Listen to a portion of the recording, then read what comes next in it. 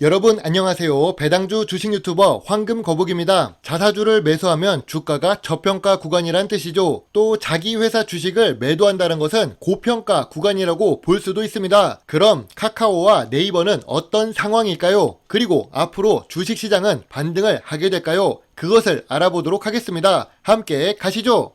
뉴스의 제목부터 자극적입니다. 자사주 수십억을 팔아치운 네이버, 경쟁하듯 사들인 카카오. 다른 뉴스 제목도 비슷한데요. 카카오뱅크 주가 받치기 나선 임원들 자사주 1만 1,400주 추가 매수. 황금거북이가 예전 영상에서 자사주 매수는 저평가 구간이라고 했었는데 여러분이 이 뉴스를 클릭해서 읽어보면 이런 표를 볼 수 있습니다. 마치 라인 캐릭터가 돈 받고 나서 떠나는 모습이 보이고 카카오 캐릭터가 돈을 넣어서 엄지척 올리는 모습 같습니다. 그런데 이상한 부분을 찾으셨나요? 카카오페이도 있고 카카오뱅크도 있군요.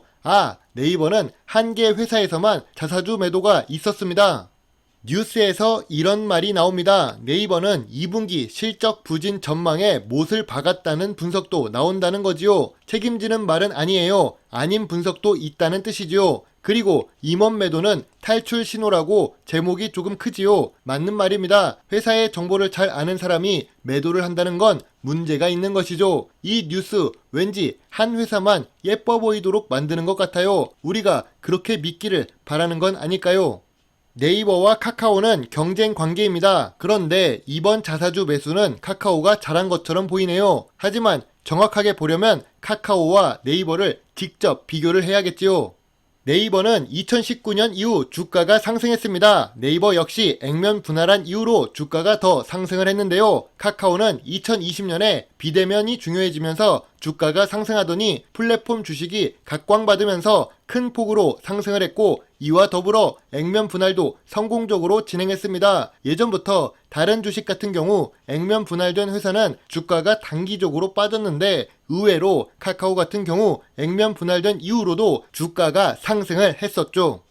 네이버는 주식시장에 상장된 회사가 한 개입니다. 네이버 하나를 매수한다는 것은 네이버 페이도 보유하게 되고 네이버 웹툰도 보유하게 됩니다. 또 네이버 같은 경우 국내에서만 활동하는 회사가 아니죠. 여러 국가의 스타트업 회사에도 투자를 많이 하고 있지요. 일본, 프랑스, 중국, 동남아, 인도, 이스라엘까지 훌륭합니다. 그에 비해 카카오 같은 경우 5개 회사가 상장되어 있네요. 또한 카카오는 내수시장 위주로 사업을 운영하고 있어요. 대신 내수시장을 전부 장악하려는 모습을 볼 수 있습니다. 재무제표를 볼까요? 매출액이나 영업이익으로 본다면 네이버가 더 큽니다. 카카오와 네이버 두 회사 모두 매출액이 매년 증가하는 회사는 맞지요. 다만 네이버는 그 규모가 더 크다는 것입니다. 카카오는 분할되어 있어서 정확하게 비교를 하려면 여러 자회사의 수익을 합쳐서 계산해야겠지만 제가 보기에는 재무제표상 네이버가 더 훌륭하다고 할 수 있습니다. 미국 주식에 관심이 많으신 분은 알 수 있습니다. 미국 주식은 자회사 상장을 안 시키는 경우가 많은데요. 알파벳을 투자하면 구글을 보유하는 것입니다. 테슬라를 사면 다른 테슬라와 연관된 회사를 보유하게 되지요. 마이크로소프트도 그렇고 애플도 그렇습니다. 한국은 어떨까요? 삼성전자, 삼성전기, 삼성 SDI, 삼성물산 여러 개로 물적, 인적 분할을 합니다. LG도 그렇고 한화도 그렇고 카카오도 그렇습니다. 그래서 차라리 카카오처럼 자회사 물적 분할을 하는 주식보다는 네이버가 더 매력이 높지 않나 싶습니다. 그리고 두 회사 모두 저평가 구간입니다. 주봉 차트상 이동평균선 200일선 부근에 있기 때문이지요. 바이든 고유가에 논란이 많은 알래스카 유전 카드도 꺼내 들었습니다. 아무래도 유가 안정을 위한 노력을 많이 하는데요. 그 이유는 11월 중간선거를 대비하기 위해서라고 보입니다. 환경운동가들이 바이든의 대선 공약과 반대되는 행동을 한다고 조롱거리가 될 것이라고 하지만 바이든 대통령 입장에서는 11월 중간선거가 더 중요하다고 생각할 수 있습니다. 그리고 TQQQ랑 SOXL 주식 매수 영상을 올리고 난 이후에 미국 증시 나스닥 증시가 더 떨어진다고 했던 분도 계십니다. 아마 한 달 전만 해도 뉴스에 좋은 소식은 없었어요. 어떤 현상이 나타나면 그 현상으로 인해 주가가 내려간다고 했었죠. 유가가 오르면 인플레이션이 우려가 된다고 했고, 유가가 내리면 경기 침체가 심화된다고 걱정하는 사람들이 있었습니다. 주식 붕괴를 외치는 사람들은 그저 현상을 중계할 뿐입니다. 중국 같은 경우 하반기 1조 5천억 위안 특수 목적 채권을 발행한다고 하네요. 이런 뉴스는 좀 한국 돈이나 최소 미국 돈으로 표시를 해줘야 하는데 뉴스가 안 해주기 때문에 제가 직접 합니다. 1조 5천억 위안이라는 돈은 적어 보여도 한화 290조가 넘습니다. 중국이 경기 회복의 기대를 높여간다는 뜻이겠지요. 미국의 고용지표도 긍정적입니다. 전에는 고용지표가 높아져서 주가가 떨어졌다는데 다음에는 어떤 뉴스가 나올지 궁금하네요. 미국은 고용이 오히려 좋아지고 있습니다.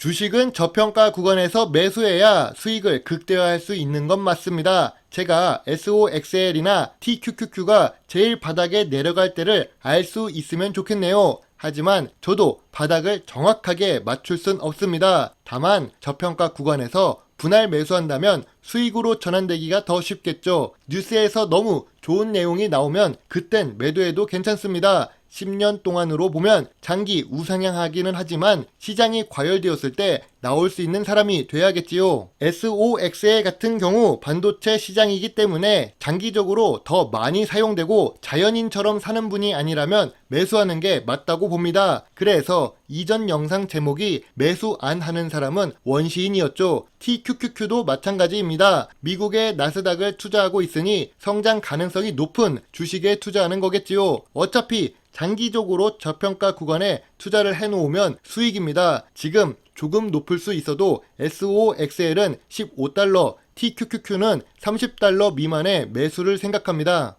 오늘 영상을 보면 왠지 뉴스가 우리에게 믿게 하려는 것이 보입니다. 이건 뭐 가스라이팅도 아니고 그렇게 보기를 바라는 것 같아요. 하지만 뉴스는 뉴스이고 현상을 알려줄 뿐입니다. 2020년 2월과 3월 뉴스를 생각해보세요. 대한민국 코스피 1000 이하로 내려간다. 대한민국 주식 시장이 망했다. 하지만 2021년 하반기를 생각해보면 미국 주식 지금 사야 한다. 지금 레버리지 풀 매수해야 한다. 여러분은 뉴스를 보고 투자하는 분이 아니길 바랍니다. 황금 거북이와 함께 저평가 기업에 투자를 하면 좋겠네요. 물론 이 매수 의견은 모두 황금 거북이의 개인적인 생각이고 모든 투자의 책임은 매수, 매도 단추를 누른 본인에게 있다는 것을 잊지 말아주세요. 좋은 하루 보내세요. 황금 거북입니다. 감사합니다.